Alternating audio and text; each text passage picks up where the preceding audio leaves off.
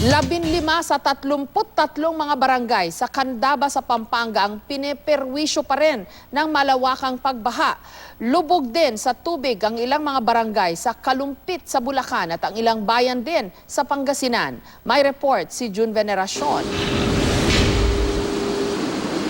Sabay sa pagtaas ng tubig sa ilog, ang paglakas ng agos ng baha sa Candaba, Pampanga. Kaya wala nang makadaan na sasakyan, maliban sa mga truck na naghahatid sundo sa mga residente. Malaking tulong daw sana kung naitayo ang tulay na napondohan sa ilalim ng 2015 national budget. Umaapil ako kay Secretary Singson na bigyan niyo po ng personal na atensyon na sayang naman ang pondo na hindi niyo ginagamit para hindi mahirapan ang mga taga-Candaba. Gawin niyo na po itong tulay na dapat tapos na.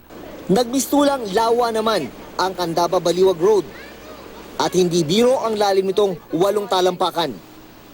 Ang eskwelahang ito lubog din sa tubig, habang dito na muna pansamantalang nagpapahinga ang mga kalabaw. Sa inisyal na ulat, 15 sa 33 barangay ang apektado ng malawakang pagbaha. Aabot naman sa 6,000 ektaryang lupain o katumbas ng mahigit 200 milyong pisong halaga ng mga pananimang sinira ng bagyo. Halos 100,000 na yung nalugi ko.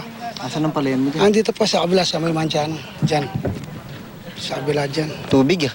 Oo, tubig nila lang. Wala ka na makikita puro tubig nila. Gano'ng kataas yan? Siguro yung dyan, mga 20 feet yung taas ng lubog dyan. Sa Kalumpit naman sa Bulacan, tirik ang araw, pero kailangan lumikas ng ilang residente. Ay, kanina pong umaga, hindi man kami nababasa eh. Hanggang tuhod lang. Itong short na to, hanggang tuhod lang, hindi man nababasa yan. Ay, ngayon, ito oh.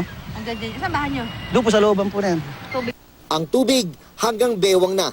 Kaya si Aling Rota hindi na napigilang umiyak dahil bukod sa kailangang iwan ang kanilang tahanan at kabuhayan, magpapasko pa naman. Basta importante po nagtas kami. Yung mga apo ko. Oo, mapakalungkot po talaga, ma'am. Palungkot po ang aming Pasko talaga, ma'am. Hindi na rin muna bumiyahe ang mga tricycle driver. Tumaas din ang tubig sa barangay Bulusan, Santa Lucia at San Jose. Kaya para di abutan ng tubig, nagkanya-kanyang likas ang mga residente. May mga nakabangka, may ilang lumusog na lang sa baha. Nasa 200 pamilya na ang nasa evacuation centers. Nalubog din sa baha ang maraming bayan sa Pangasinan. Laking panghihinayang ng mga magsasaka dahil bagong tanim lang ang kanilang mga punla. Pero ayon sa National Irrigation Administration, nakabuti ang naranasang pag-ulan sa mga downstream area. Kailangan pa rin ng tuloy-tuloy na patubig at sapat pa rin yung patubig natin sa yung mga tubig na nanggagaling sa regulating yung dam namin doon sa baba ng San Roque. Mahigpit naman ang pagmumonitor sa mga magtatakang pumalaot.